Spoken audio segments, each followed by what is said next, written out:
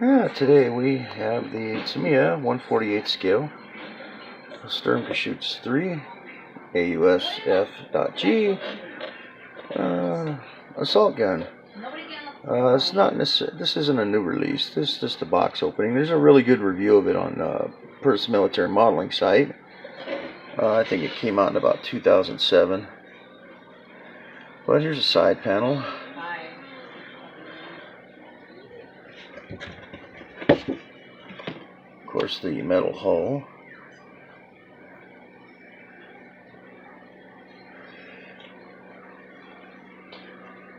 The directions being Tamiya quality.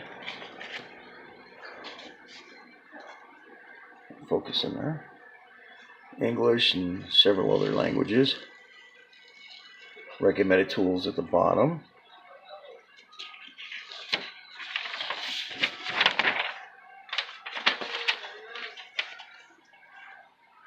Page 1, obviously read before assembly. Paints required, usual Tamiya stuff. Step 1 has you assembling the rear lower hull bulkhead and exhaust. And then step 2 has you going through and assembling that to the metal hull along with the shocks and the front plates for the final drives. Step 3 has you installing the final drives with the poly caps, the return rollers, and assembling the return rollers. And then step 4, it has you assembling the road wheels along with the drive sprockets and idlers, of which I believe there's 2 different versions of the idlers. More on that in a minute.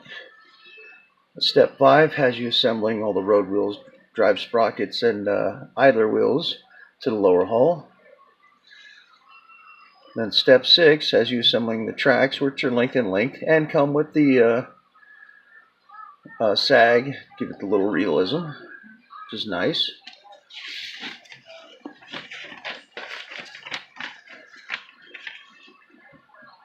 Step 7, you're assembling the tracks on the other side. Step 8, you come to the rear of the superstructure, and they have a template so that you can mark out where the ventilator goes, and then installing the ventilator and rails and whatnot. Step 9, the upper hull, the intakes, engine covers, and commander's hatch with the split scissors, binoculars. There's no screens, but I've already gotten that taken care of, and I'll touch on that more in a few.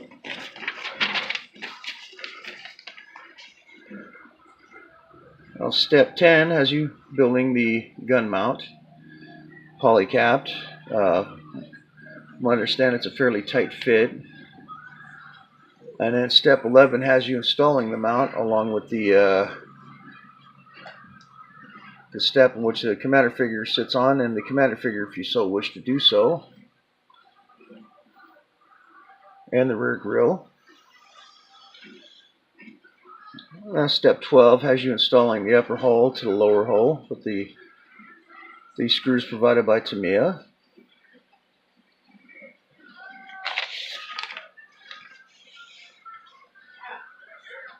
Step 13, the hatches, the transmission covers, more engine covers, and some of the tools.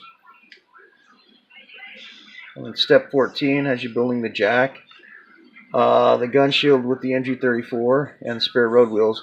Now, and I have seen it already, the MG34 is the wrong one for this. It has the armored sleeve, which wasn't used on Stugs, only in Panzerkampfwagen 3s and other German fully turreted tanks. But that's an easy enough fix because Tamiya usually has a lot of MG34s in their figure kits in this scale.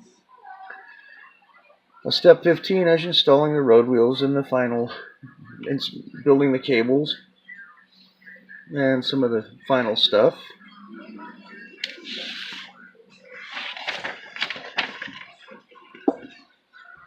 Step 16 has you installing the barrel, which is one piece, just that the only the muzzle brake is 2 pieces into the later style sock-off mantlet, and then installing that onto the mount. Step 17, as you I got a little ahead of myself a couple steps ago. As you installing the tools, jack block, jacks, tow hooks, gun shield, and various other tools. At the bottom, it shows you the colors, obviously, in Tamiya paints for like the jack block, the gun barrel cleaning, rod, the shovels, etc.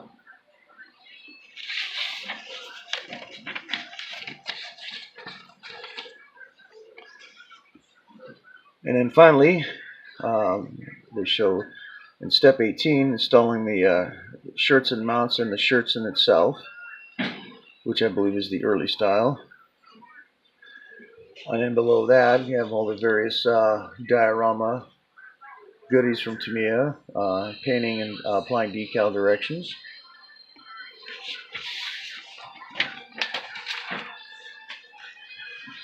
Decals, it supplies decals for 3 versions. Second company, 102nd Panzer Jaeger, I believe that's Battalion ABT. The 1102nd Stug Battalion. 102nd Infantry Division, December 1943. It looks like that one's all yellow, or it might be hard to say. It looks yellow, but the second version, 5th Panzer Battalion, 25th Panzer Grenadier Division, Central Russia, autumn 1943. More than likely all yellow.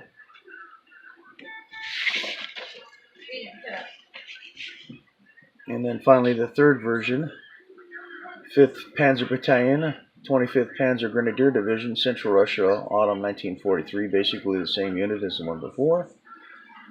So obviously all yellow. No, God! No one has to protect me. And here we have the lower hull. All metal, die cast. Detail's not too bad. Left guard, that dude, you didn't even do anything. What's the point? You didn't even do anything. You died. Of course, you're going to need to use super glue on this part.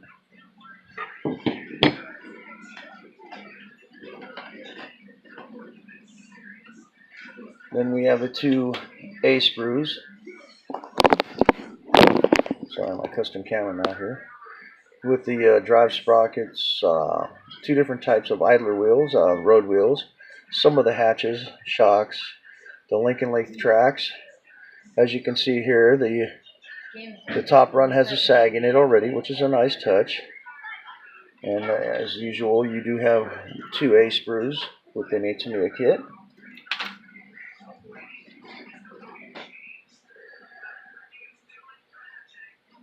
Then next up we have the G sprue, which has the barrel, spare track links, or the figure, the shirts and the sock-off mantlet, some of the upper hull equipment. All nicely done. There are, if you use these skirts, try to get it to focus here, some ejector pin marks on the inside.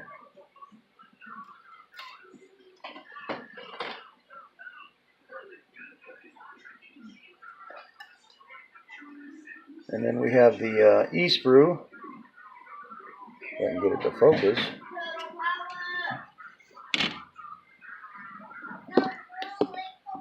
Which has the upper hull and some of the lower hull and upper hull parts. F sprue. Everything nicely detailed. Now on the Perth military site, they do a review on this kit. The welds for the front structure aren't there, nor is the pistol port on the left side of the front structure, but these are all easy fixes. Not a big problem.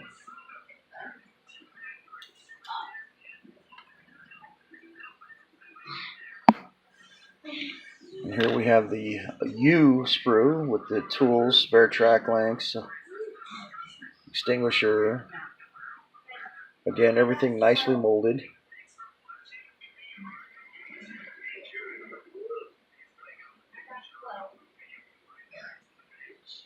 As you can see, the headlights.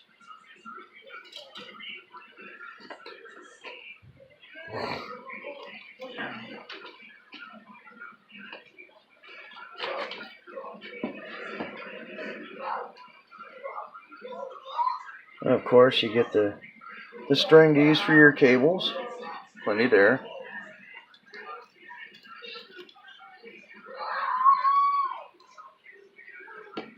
Here are the Tamiya decals. Being Tamiya decals, they are a little on the thick side, but they're printed and in register. Nicely done. Nothing a little bit of gloss coat won't blend in.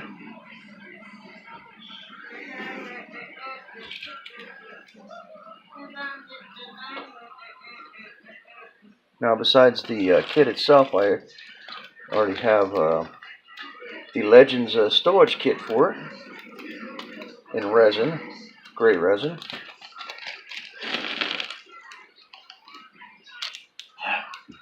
Oops, got the poly caps in there so I wouldn't lose them. As you can see, a good sorting amount of stowage. Lots of fuel cans, buckets, packs, boxes, 50-gallon barrel, which wasn't an uncommon sight on German vehicles on the Eastern Front. Some of the handles, a couple of the handles did break for the fuel tanks, but that's no big deal. It even comes with 4 wine or beer bottles. I think I paid $15 for that with shipping off of eBay.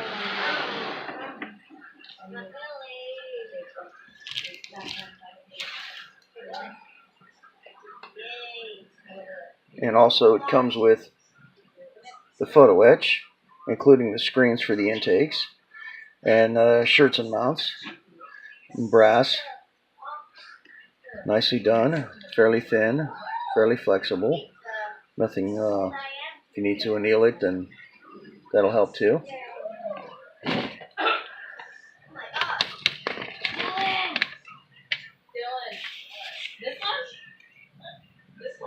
Now, my next thing up is the Monroe Produced Studios Zimrit kit, and this is for the Miak factory. So that's the waffle pattern, I believe. One piece came loose. It's right here. The nice bonus of this kit, it comes with the side skirts replicated also, so those will be nice and thin if you want to use them. But the actual Zimrit itself is colors close representation of the concrete sawdust raw color when it was first put on. They do say that you should paint the model first before installing. So I'm taking that to assume that a dull coat or flat base would be the best bet to give the glue more bite, and use a PVA white glue to install it. Very nice.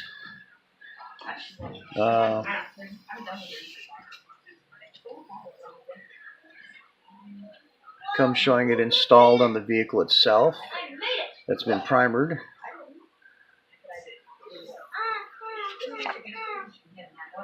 Nothing on the back of that one. Instructions, one sheet.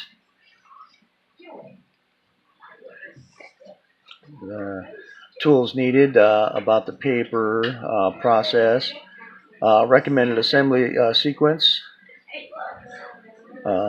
side skirt rails, etc. But and a picture of the actual sheet, and again the pictures of the vehicle with the Zimrit installed. It also comes with paper shirts and mounts at the seams, but I'll probably end up using the brass ones in the Legends kit for that.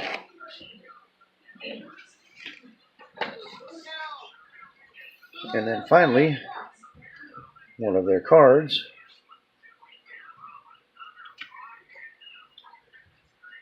And on the back, a nice handwritten thank you note. But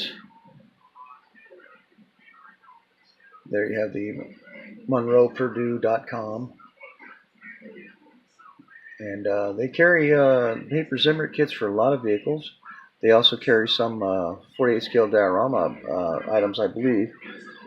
Speaking of which, you can find a lot of stuff for 48 scale on places like TrackLink, or I mean track48.com. Very good site. Gasoline, and so on and so forth. Everything I have here I either ordered on Monroe Purdue, I ordered on their website. The rest I've got off of eBay. But that's about it. A very nice kit. Not a new kit by any means, but it's the only game in town. And I should start on this sometime in the future, and I'll keep a log of that. But thanks for watching.